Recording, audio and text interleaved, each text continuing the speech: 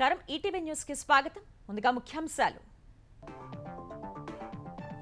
2024లో అసెంబ్లీలో అడుగు పెడతారన్న పవన్ అడ్డుకోవాలని జగన్ కు సవాల్ పొత్తులపై ఇంకా నిర్ణయం తీసుకోలేదని కత్తిపూడిలో వెల్లడి వైకాపా అవినీతి గురించి కేంద్రమే చెప్పిందన్న చంద్రబాబు చర్యలు ఎప్పుడో తెలపాలని డిమాండ్ అధికార పక్షం దోపిడీపై ఘాటు విమర్శలు ఈ నెల 23 నుంచి జగనన్న సురక్ష పథకం ఇంటికి వెళ్లి సమస్యలు పరిష్కరించాలన్న సీఎం కార్యక్రమంపై కలెక్టర్లు ఎస్పీలకు దిశానిర్దేశం కరోనాను మించిన విపత్తు వచ్చినా ఎదుర్కొనేలా వైద్య రంగం బలోపేతం సీఎం కేసీఆర్ స్పష్టీకరణ నిమ్స్ లో కొత్త బ్లాక్ నిర్మాణానికి భూమి పూజ ధరణిపై మరోసారి రేవంత్ రెడ్డి ఆరోపణలు ఫోరెన్సిక్ ఆడిట్ జరపాలని డిమాండ్ భూ దోపిడీపై కేసీఆర్ భయపడుతున్నారని వ్యాఖ్యలు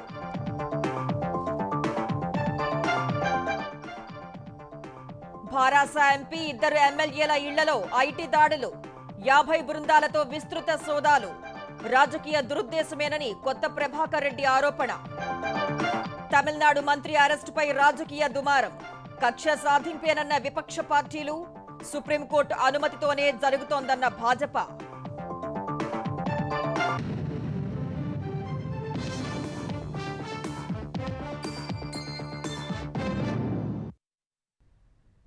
రెండు 2024 ఎన్నికల తర్వాత తాను అసెంబ్లీలో అడుగుపెట్టడం ఖాయమని ఎవరాపుతారో చూస్తానని జనసేన అధినేత పవన్ కళ్యాణ్ వ్యాఖ్యానించారు ఉదయం అన్నవరంలో సత్యదేవునికి పూజలు చేసిన పవన్ వారాహి యాత్రకు శ్రీకారం చుట్టారు తొలి రోజు యాత్రలో భాగంగా కాకినాడ జిల్లా కత్తిపూడిలో నిర్వహించిన బహిరంగ సభలో పాల్గొన్న జనసేన అధినేత వైకాపా సర్కార్పై విమర్శలు గుప్పించారు అధికారులు అవినీతి చేస్తే ఏసీబీ అధికారులు అడ్డుకుంటారన్న ఆయన ముఖ్యమంత్రి అవినీతికి పాల్పడితే అడిగేవారు ఎవరుంటారని ప్రశ్నించారు అక్రమంగా వేల కోట్లు కూడబెట్టిన వారితోనే తన పోరాటమన్నారు భవిష్యత్ తరాల కోసం రాజకీయాల్లోకి వచ్చానన్న పవన్ నాయకులు బాధ్యతగా లేకపోతే చొక్కా పట్టుకుని అడుగుతానన్నారు తనను దెబ్బ కొట్టేందుకు తన సినిమాలను అడ్డుకుంటున్నారని మండిపడ్డారు ఈసారి ఎన్నికల్లో అసెంబ్లీలో తాను అడుగు పెట్టడం ఖాయమని ధీమా వ్యక్తం చేశారు సీఎం పదవి ఇస్తే తాను సంతోషంగా స్వీకరిస్తానని చెప్పారు నన్ను పాలించేవాడు నాకంటే నిజాయితీపరుడైండు అదొకటే నా కోరిక ముఖ్యమంత్రి అవినీతిని అడిగే వ్యక్తులు ఎవరున్నారు ఇక్కడ ప్రజలే అడగాలి దానికి మనమే అడగాలి నేను వీటిని దృష్టిలో పెట్టుకుని నా మీద కక్ష కట్టి ఉదాహరణకి 1,00,000 ఓట్లు ఉన్నాయనుకున్న ఒక చోట 1,08,000 ఓట్లు పోలేని నేను భీమవరంలో ఓడిపోవడానికి అంటే ఉన్న ఓట్ల కంటే అధికంగా ఓట్లు పోలేని పవన్ కళ్యాణ్ అనేవాడు అసెంబ్లీలోకి అడుగు పెట్టకూడదు ఈసారి నేను ఎలా అసెంబ్లీలోకి అడుగు పెట్టకుండా ఎవడు ఆపుతాడో నేను చూస్తాను మేము నీకు వ్యతిరేకంగా మాట్లాడితే నా పెన్షన్ ఆపేస్తా ఇల్లు పట్టాలు ఇవ్వను ఫీజు రీఎంబర్స్మెంట్ చేయనంటే నువ్వెవరివి మా డబ్బు నువ్వు పంచుతున్నావు అంతే నీ డబ్బు కాదు గుర్తుపెట్టుకోవాలి ప్రతి ఒక్కరు జగన్ మాదిరి అవినీతి పరుడు ఎవరూ లేరంటున్న కేంద్ర పెద్దలు చర్యలు ఎప్పుడు తీసుకుంటారో చెప్పాలని తెలుగుదేశం అధినేత చంద్రబాబు డిమాండ్ చేశారు 3 రోజుల పర్యటనకు చిత్తూరు జిల్లా కుప్పం వెళ్లిన చంద్రబాబుకు కార్యకర్తలు ఘన స్వాగతం పలికారు గజమాలతో సత్కరించారు అక్కడ రోడ్ షోలో పాల్గొన్న చంద్రబాబు వైకాపా ప్రభుత్వం పూర్తిగా అవినీతిలో కూరుకుపోయిందని ఆరోపించారు ప్రజాధనాన్ని దోపిడీ చేసి విదేశాల్లో దాచుకుంటున్నారని విమర్శించారు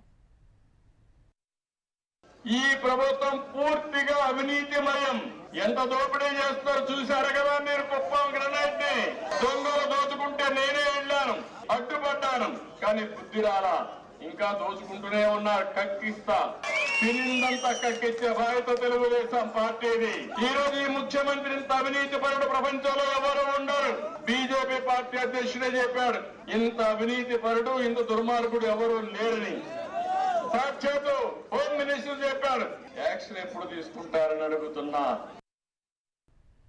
సీఎం జగన్ పై అవినీతి ఆరోపణలు చేసిన భాజపా అగ్రనేతలు అమిత్ షా నడ్డాపై వైకాపా నేతల విమర్శలు కొనసాగుతున్నాయి అమిత్ షా నడ్డా చేసిన వ్యాఖ్యలు అసందర్భంగా ఉన్నాయని ఎవరో రాసిచ్చిన స్క్రిప్ట్ చదివినట్లుగా ఉందని ఏపీ ప్రభుత్వ సలహాదారు సజ్జల రామకృష్ణారెడ్డి అన్నారు ఏపీలో రాజకీయ పార్టీలు అన్ని ఏకమైన తాము మాత్రం ఒంటరిగానే ఎన్నికల్లో పోటీ చేస్తామని మంత్రి పెద్దిరెడ్డి రామచంద్రారెడ్డి చెప్పారు తెలుగుదేశం భాజపా గతంలో ఎందుకు కలిశాయో ఎందుకు విడిపోయాయో ప్రజలకు సమాధానం చెప్పాలని డిమాండ్ చేశారు రాజకీయ లబ్ధి పొందేందుకే భాజపా నేతలు తమ ప్రభుత్వంపై ఆరోపణలు చేస్తున్నారని మంత్రి బొత్స సత్యనారాయణ ధ్వజమెత్తారు అమిత్ షా చెప్పే వరకు జీవీఎల్కు ఏపీలో అవినీతి గురించి తెలియదా అని మండిపడ్డారు.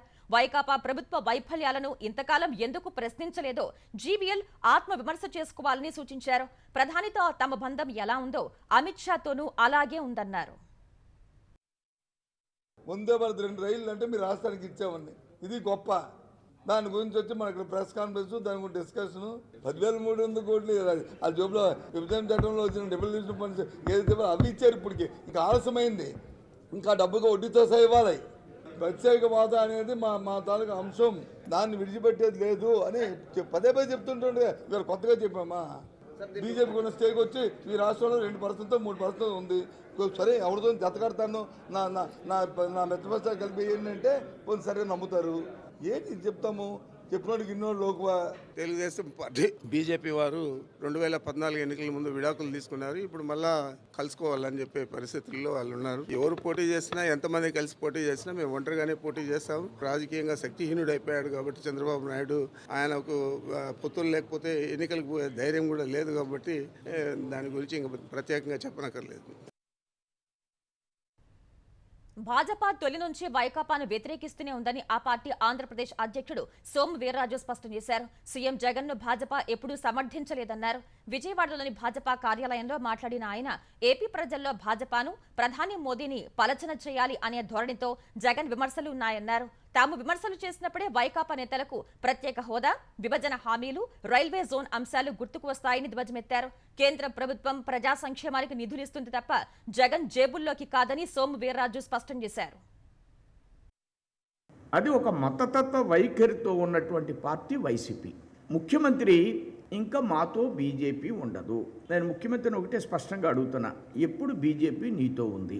ప్రతి కార్యక్రమాన్ని కూడా ఆయన స్టిక్కర్లు వేసుకుంటూ వ్యూహాత్మకంగా భారతీయ జనతా పార్టీని దెబ్బతీయాలనేటువంటి ఒక గట్టి ప్రయత్నాన్ని జగన్మోహన్ రెడ్డి గారు చేస్తున్నారు. మేము చేసినటువంటి ఒక్క కార్యక్రమాన్ని కూడా మీకు చేసేటువంటి దమ్ము లేదు. మీ దగ్గర అలాంటి ఫైనాన్షియల్ క్రైటీరియా లేదు. కేంద్రం కాదని ఈ రాష్ట్రంలో మీరు ఒక అంగుళాన్ని కూడా డెవలప్ చేయలేరు. ఈ నెల 23 నుంచి జగనన్న సురక్ష కార్యక్రమం ప్రారంభించాలని కలెక్టర్లు, ఎస్పీలను ముఖ్యమంత్రి జగన్ ఆదేశించారు. జగనన్నకు చెబుదాం కార్యక్రమానికి అనుబంధంగా జగనన్న సురక్ష కార్యక్రమం చేపట్టాలని సీఎం సూచించారు. వాలంటీర్లు, సచివాలయం సిబ్బంది, గృహ సారథులు ప్రతి ఇంటికి వెళ్లి సమస్యలు తెలుసుకుని పరిష్కరించాలన్నారు. ప్రజల ప్రతి సమస్యను పరిష్కరించాలని జగన్ ఆదేశించారు. ఈ కార్యక్రమం పర్యవేక్షణ కోసం మండల, మున్సిపల్ స్థాయిలో అధికారులతో 2 బృందాలు చొప్పున ఏర్పాటు చేయాలని ముఖ్యమంత్రి సూచించారు. ప్రతి ఇంటికి వెళ్ళి జగనన్న సురక్ష అనే ఈ ప్రోగ్రాం ఏమిటి అని ఎక్స్ప్లెయిన్ చేసి, ఆ ఎక్స్ప్లెనేషన్స్ చేస్తూ you need to tell them any kind of issue which is in the house. Fine, if there are no issues in the house, good. కుశల ప్రశ్నలు వేసి వాళ్ళ బ్లెస్సింగ్స్ తీసుకొని గవర్నమెంట్ నెక్స్ట్ హౌస్కి పోతుంది. But if there are any issues, all the schemes, మనం ఇచ్చే స్కీమ్స్లో ఏవైనా కూడా జెన్యున్ రీజన్స్ ఉండి స్కీమ్ అందని పరిస్థితి ఎవరికైనా ఉంటే జల్లెడ పడతాం. జల్లెడ పట్టి ఒక్కరికి కూడా సచివాలయంలో మిస్ అవుట్ కాకుండా all the grievances would be addressed. భవిష్యత్తులో కరోనాను మించిన భయంకర విపత్తు వచ్చినా ఎదుర్కొనేలా తెలంగాణలో వైద్య రంగాన్ని బలోపేతం చేస్తున్నట్లు ముఖ్యమంత్రి కేసీఆర్ స్పష్టం చేశారు. హైదరాబాద్లోని నిమ్స్లో దశాబ్ది బ్లాక్ పేరుతో 2000 పడకలతో కొత్త బ్లాక్ నిర్మాణానికి వైద్యారోగ్య శాఖ మంత్రి హరీష్ రావుతో కలిసి కేసీఆర్ భూమి పూజ చేశారు. అనంతరం నిమ్స్లో కేసీఆర్ న్యూట్రిషన్ కిట్ల పంపిణీని ప్రారంభించారు. హైదరాబాద్ నిమ్స్ లో దశాబ్ది బ్లాక్ పేరుతో మరో 2000 పడకలు నూతన బ్లాక్ నిర్మాణానికి ముఖ్యమంత్రి కేసీఆర్ ఇవాళ భూమి పూజ చేశారు. మంత్రులు హరీష్ రావు, మెహమూద్ అలీ, తలసాని శ్రీనివాస్ యాదవ్ తో కలిసి నూతన బ్లాక్ నిర్మాణానికి శంకుస్థాపన చేశారు. అనంతరం ఏర్పాటు చేసిన సభా ప్రాంగణంలో గర్భిణులు, బాలింతల కోసం ఉద్దేశించిన కేసీఆర్ న్యూట్రిషన్ కిట్ల పంపిణీని కేసీఆర్ ప్రారంభించారు. వైద్యానికి, మానవ జీవితానికి ఎడతెగని సంబంధం ఉందన్న సీఎం, అందుకే వైద్య రంగానికి తమ ప్రభుత్వం ఎంతో ప్రాధాన్యత ఇస్తోందన్నారు. రాబోయే రోజుల్లో కరోనాను మించిన వైరస్లు వచ్చినా తక్కువ నష్టంతో బయటపడేలా వైద్య రంగాన్ని బలోపేతం చేసినట్లు తెలిపారు. న్యూట్రిషన్ కిట్లతో రాబో తరాలు ఆరోగ్యంగా ఉంటాయన్నారు. తెలంగాణ వచ్చాక ఆరోగ్య రంగానికి అధిక నిధులు కేటాయించినట్లు తెలిపారు. వైద్యులు మరింత శ్రమించి వైద్య శాఖను అగ్రగామిగా తీర్చిదిద్దారని కోరారు. 2014లో మన తెలంగాణ కోసం వైద్య రంగం కోసం బడ్జెట్లో నిధుల కేటాయింపు 2100 కోట్లు. 2023-24లో చూసుకుంటే 12,367 కోట్లు. 17,000 పడకల నుంచి 50,000 పడకలకు తీసుకొని పోతా ఉన్నాం. 50,000కు 50,000 బెడ్స్ను కూడా ఆక్సిజన్ బెడ్స్గా మార్చుకుంటా ఉన్నాం. ఆక్సిజన్ కోసం ఏ కేంద్ర ప్రభుత్వాన్ని బెగ్ చేయకుండా మన సొంతంగా 550 టన్నుల ఆక్సిజన్ ఉత్పత్తి చేసే ప్లాంట్లను కూడా మనం తయారు చేసుకున్నాం. అట్లాగే హైదరాబాద్లో కూడా 4 super speciality top hospitals TIMS కింద కట్టుకుంటా ఉన్నాం. ఇవి కట్టుకుంటూ పోవడం కాదు, ఇక్కడ అందవలసినటువంటి ఉత్తమమైన సేవలు, విదేశాలకు పోవాల్సిన అవసరం లేకుండా ఇక్కడనే చికిత్స జరిగే పద్ధతులు, టెలిమెడిసిన్ బాగా వినియోగించడం, వీటన్నిటిని కూడా వీటి సమాహారంగా అద్భుతాలు ఆవిష్కరించే అవకాశం ఉంటుంది. ఆ దిశగా అందరూ కూడా దయచేసి కమిట్మెంట్ తోని టువార్డ్స్ ద పీపుల్ ఇంకా బెటర్ ఏముంటుంది.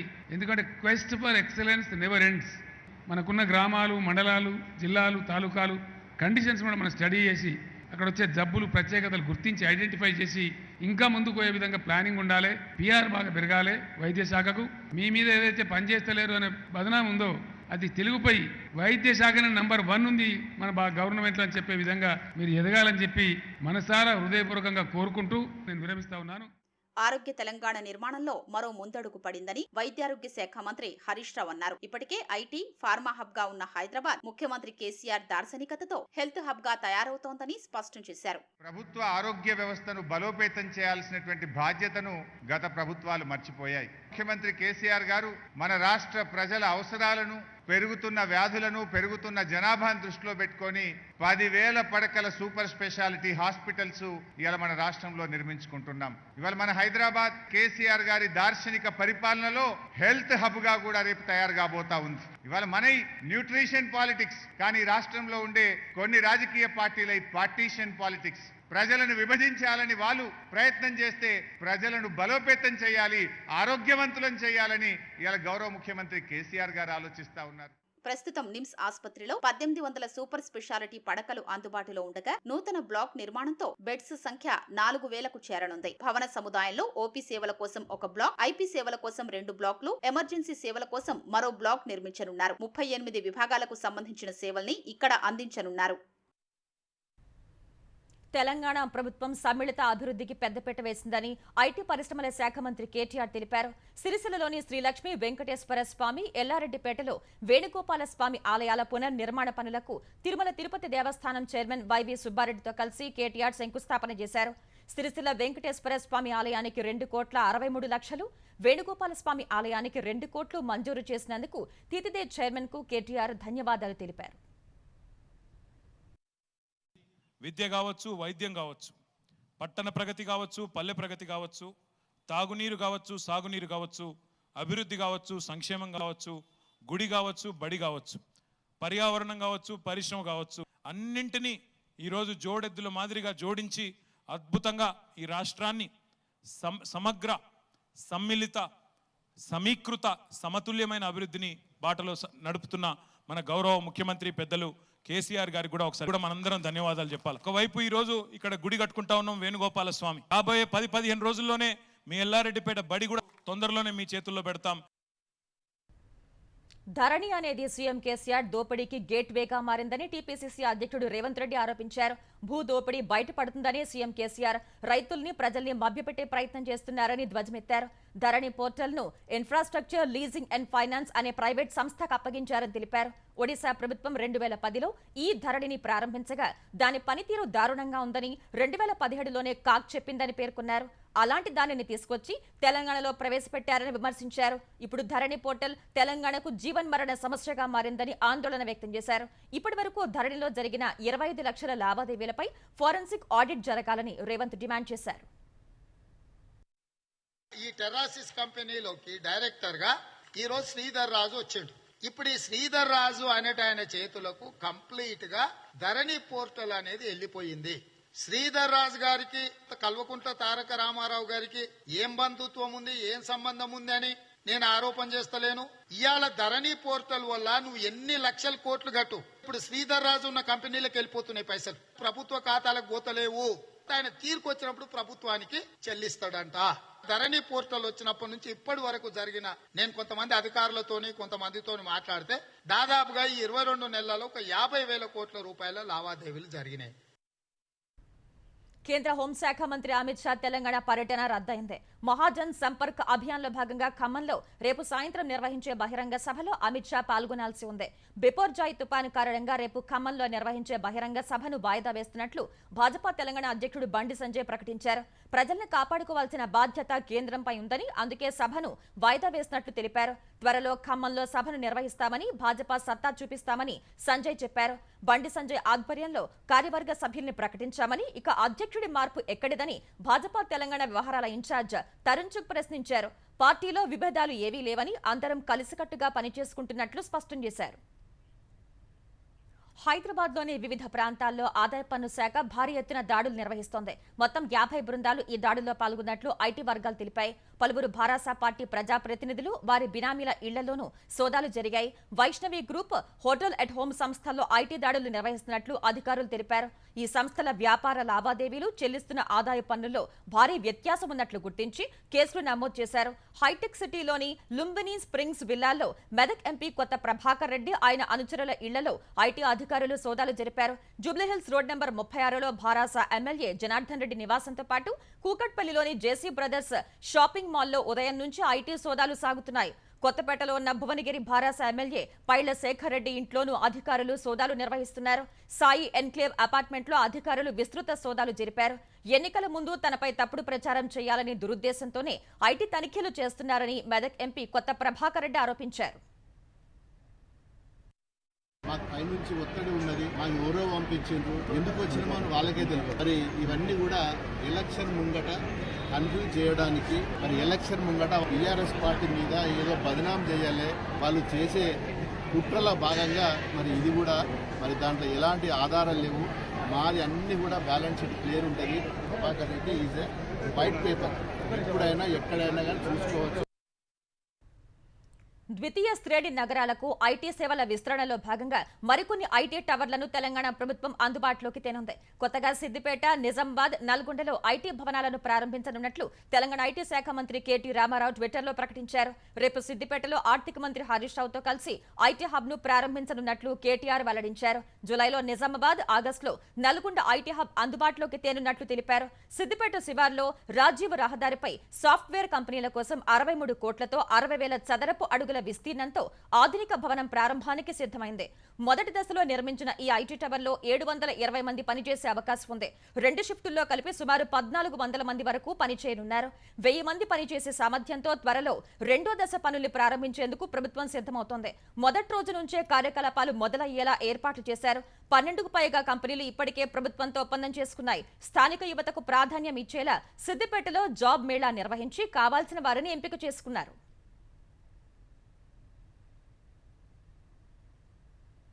తెలంగాణకు చెందిన 5 ప్రతిష్టాత్మక నిర్మాణాలకు అంతర్జాతీయ అవార్డులు దక్కాయి. 5 నిర్మాణాలకు లండన్కు చెందిన గ్రీన్ ఆర్గనైజేషన్ సంస్థ international beautiful buildings green Apple అవార్డులు ప్రకటించింది. మొజంజాహి మార్కెట్, దుర్గం చెరువు కేబుల్ బ్రిడ్జ్, తెలంగాణ సచివాలయం, police command control centre, Yadadri ఆలయానికి ఈ అవార్డులు వచ్చాయి. పునరుద్ధరణ విభాగంలో ఎంజే మార్కెట్ కి, వినూత్న నమూనాతో వంతెన కేటగిరీలో దుర్గం చెరువు కేబుల్ బ్రిడ్జ్ కి గుర్తింపు దక్కింది. సుందర నమూనా వర్క్ స్పేస్ బిల్డింగ్ విభాగంలో సచివాలయం, యూనిక్ ఆఫీస్ కేటగిరీలో పోలీస్ కమాండ్ కంట్రోల్ సెంటర్ కి అవార్డులు ప్రకటించారు. అద్భుత ఆధ్యాత్మిక నిర్మాణాల విభాగంలో యాదాద్రి ఆలయానికి గుర్తింపు లభించింది. తెలంగాణకు 5 అవార్డులు దక్కడంపై ముఖ్యమంత్రి కేసీఆర్ హర్షం వ్యక్తం చేశారు. భవనాల నమూనా, ఆర్కిటెక్చర్ విషయంలో ప్రభుత్వ భవిష్యత్ ప్రణాళికకు ఇది అద్దం పడుతుందన్నారు. ఎల్లుండి లండన్లో జరగనున్న కార్యక్రమంలో ఈ అవార్డులు ప్రదానం చేయనున్నారు. భవిష్యత్తుకు గ్యారంటీ పేరుతో తెలుగుదేశం కొత్త కార్యక్రమానికి శ్రీకారం చుట్టనుంది. మహానాడులో ప్రకటించిన మినీ మేనిఫెస్టోని ప్రజల్లోకి మరింతగా తీసుకుని వెళ్లేందుకు జోనల్ అవుట్ రీచ్ ప్రోగ్రాం చేపడుతున్నట్లు తెలుగుదేశం ఆంధ్రప్రదేశ్ అధ్యక్షుడు అచ్చెన్నాయుడు తెలిపారు. భవిష్యత్తుకు భరోసా పేరిట ప్రత్యేక బస్సులను ఏర్పాటు చేసి ఏపీ వ్యాప్తంగా 125 నియోజకవర్గాల్లో 30 రోజుల పాటు ఈ కార్యక్రమాన్ని నిర్వహించేలా ప్రణాళిక రూపొందించినట్లు వెల్లడించారు. ప్రతి నియోజకవర్గంలోనూ తెలుగుదేశం నేతలు పల్లె నిద్ర చేపడతారని వివరించారు. మినీ మేనిఫెస్టోలో ప్రకటించిన పథకాలను స్టిక్కర్ల రూపంలో అంటించనున్నట్లు చెప్పారు. ఈ నెల 19న తెలుగుదేశం అధినేత చంద్రబాబు అమరావతి కేంద్ర కార్యాలయం నుంచి ఈ కార్యక్రమాన్ని ప్రారంభించనున్నట్లు అచ్చెన్న వివరించారు. జోనల్ అవుట్ రీచ్ ప్రోగ్రామ్ అని ఒక 5 బస్సుల్ని 125 నియోజకవర్గాల్లో 30 రోజుల్లో ఈ బస్సులు తిరగాలని చెప్పి ఒక ప్రణాళిక వేసుకొని ముందుకెళ్తున్నాం. ఏ నియోజకవర్గానికి వెళ్తే ఆ నియోజకవర్గ కేడర్ అంతా బస్సులో ఉంటారు. అదే నియోజకవర్గంలో పల్లె నిద్ర కూడా చేయాలని పార్టీ తీసుకుంది. ఇందులో మహాశక్తి క్యాంపెయినింగ్ ప్రధానమైనటువంటిది. మహిళల కోసం ప్రత్యేకంగా మహానాడులో చేసినటువంటి హామీలు కానీ ప్రజల్లోకి తీసుకెళ్లాలనే ఉద్దేశంతో ఈ కార్యక్రమం తీసుకున్నాం. రైతు ఆత్మహత్యలు లేని రాష్ట్రంగా ఆంధ్రప్రదేశ్ను తయారు చేయటమే తెలుగుదేశం లక్ష్యమని నారా లోకేష్ చెప్పారు. అందుకోసం వ్యవసాయ, దాని అనుబంధ రంగాలతో పాటు ఉపాధి హామీ పథకాన్ని అనుసంధానం చేస్తామన్నారు. ఈ మేరకు ప్రణాళికను రూపొందిస్తున్నామన్న ఆయన అధికారంలోకి వచ్చిన వెంటనే అమలు చేస్తామన్నారు. యువగళం పాదయాత్రను నారా లోకేష్ నెల్లూరు జిల్లా ఆత్మకూరు నియోజకవర్గంలో కొనసాగించారు. పడమటి నాయుడుపల్లిలో రైతులతో ముఖాముఖి నిర్వహించారు. సోమశిల హైలెవెల్ కాలువ పనుల నిలిపివేతను రైతులు ప్రస్తావించారు. అధికారంలోకి వచ్చిన వెంటనే పనుల్ని ప్రారంభిస్తామన్న లోకేష్ ప్రాజెక్టును పూర్తి చేసే బాధ్యతను తాము తీసుకుంటామన్నారు. మళ్ళీ వస్తాడు మీ దగ్గరికి, ఇంకొక అవకాశం మళ్ళీ అడుగుతాడు, అందరికి మళ్ళీ ముద్దులు పెడతాడు. మళ్ళీ ఆయన చెప్పే మాయ మాటలకు మీరు పడ్డదు. ఎందుకంటున్నానంటే అనుభవం లేని వ్యక్తి ముఖ్యమంత్రి అవుతే ఎన్ని ఇబ్బందులు ఎదుర్కొంటున్నావు మీరే తెలుసుకుంటున్నారు. ఆంధ్ర రాష్ట్రంలో రైతుల ఆత్మహత్యకి ఫుల్ స్టాప్ పెట్టాలి. దానికి వ్యవసాయం, హార్టికల్చర్, అనుబంధ రంగాలు అన్ని కలిసికట్టుగా చేస్తేనే వ్యవసాయం లాభసాటిగా మారేదానికి అవకాశం ఉంటుంది. అంతేకాకుండా సబ్సిడీలు అనేది అనివార్యం, వ్యవసాయానికి అనివార్యం. మన రాష్ట్రంలో కాదు, మన దేశంలో కాదు, ప్రపంచం అంతా సబ్సిడీల పైన నడుస్తుంది. ఆంధ్రప్రదేశ్లో ఇంజనీరింగ్, వ్యవసాయం, ఫార్మా కోర్సులో ప్రవేశాలకు నిర్వహించిన ఈప్ సెట్లో మరోసారి అమ్మాయిలు సత్తా చాటారు. అబ్బాయిల కంటే దాదాపు 4% అధికంగా ఉత్తీర్ణత సాధించారు. టాప్ ర్యాంకుల్ని అబ్బాయిలు దక్కించుకున్నారు. ఈప్ సెట్ ఫలితాలను ఆంధ్రప్రదేశ్ విద్యాశాఖ మంత్రి బొత్స సత్యనారాయణ విడుదల చేశారు. ఈప్ సెట్లో ఇంజనీరింగ్ ప్రవేశాలకు 76.32%, వ్యవసాయ, ఫార్మా కోర్సులో ప్రవేశాలకు 89.65% మంది అర్హత పొందారు. ఇంజనీరింగ్ కోర్సులకు 2,24,724 మంది పరీక్ష రాయగా 1,71,514 మంది అర్హత సాధించారు. వ్యవసాయ, ఫార్మా విభాగంలో 90,573 మంది పరీక్ష రాయగా 81,203 మంది అర్హత సాధించారు. ఇంజనీరింగ్ విభాగంలో నందిగామకు చెందిన ఉమేష్ వరుణ్ ప్రథమ ర్యాంకు సాధించగా హైదరాబాద్ కు చెందిన అభినవ్ చౌదరి 2వ ర్యాంకు సాధించారు. పిడుగురాళ్లకు చెందిన సాయి దుర్గారెడ్డి 3, తిరుపతికి చెందిన బాబు సుజన్ రెడ్డి 4, రాజంపేటకు చెందిన వెంకట యుగేష్ కు 5వ ర్యాంకు వచ్చింది. అగ్రికల్చర్ విభాగంలో కాతేరుకు చెందిన సత్యరాజ్ జశ్వంత్ కు మొదటి స్థానం, శ్రీకాకుళంకు చెందిన వరుణ్ చక్రవర్తికి 2వ ర్యాంకు దక్కింది. సికింద్రాబాద్ కు చెందిన రాజ్ కుమార్ కు 3, చిత్తూరుకు చెందిన సాయి అభినవ్ కు 4, తెనాలికి చెందిన కార్తికేయ రెడ్డికి 5వ ర్యాంకు వచ్చింది. జూలై 15 నుంచి ఈప్ సెట్ కౌన్సిలింగ్ ప్రారంభించే యోచనలో ఉన్నట్లు అధికారులు తెలిపారు. గ్రీస్లో ఘోర పడవ ప్రమాదం జరిగింది. వలసదారులతో వెళ్తున్న చేపల బోటు బోల్తా పట్టడంతో 78 మంది మరణించారు. తూర్పు లిబియా నుంచి వలసదారులతో ఇటలీ వెళ్తున్న పడవ ప్రమాదవశాత్తు బోల్తా పడినట్లు అధికారులు వెల్లడించారు. దక్షిణ గ్రీస్ సముద్ర తీరానికి 75 కిలోమీటర్ల దూరంలో ఈ ప్రమాదం జరిగినట్లు తెలిపిన అధికారులు ఇప్పటి వరకు 104 మందిని రక్షించినట్లు వెల్లడించారు. ప్రమాదం జరిగిన ప్రాంతంలో సహాయక చర్యలు కొనసాగిస్తున్నట్లు చెప్పిన అధికారులు మృతుల సంఖ్య పెరిగే అవకాశం ఉందన్నారు.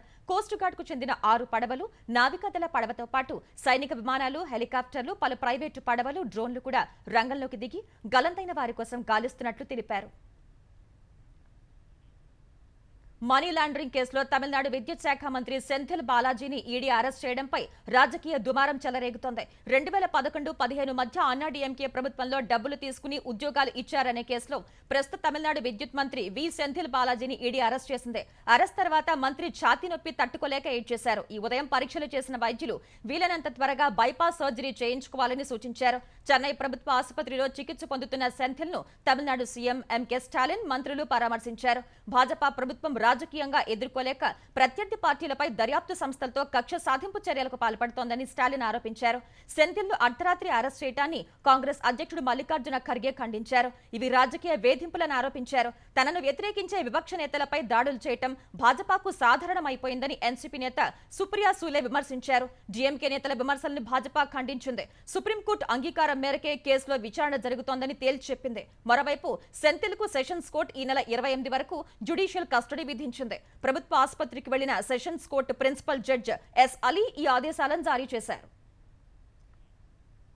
అత్యంత తీవ్ర తుపాను బిపర్జాయ్ గుజరాత్ తీరం దిశగా పయనం కొనసాగిస్తోంది. కచ్ సమీపంలోని మాండ్వి, పాకిస్తాన్లోని కరాచీల మధ్య జఖౌ ఓడరేవు దగ్గర రేపు సాయంత్రం బిపర్జాయ్ తీరం దాటనుంది. ఈ సమయంలో గంటకు 150 కిలోమీటర్ల వేగంతో గాలులు వీస్తాయని వాతావరణ విభాగం తెలిపింది. ఇప్పటికీ తీర ప్రాంతంలోని 50,000 మందికి పైగా ప్రజల్ని తాత్కాలిక షెల్టర్లకు తరలించారు. 17 ఎన్డీఆర్ఎఫ్, 12 ఎస్డీఆర్ బృందాలను మోహరించారు. విద్యుత్ సరఫరా పునరుద్ధరణకు తగిన ఏర్పాట్లు చేశారు. సౌరాష్ట్ర, కచ్ ప్రాంతంలో బలమైన ఈదురుగాలులతో కూడిన భారీ వర్షం పడింది.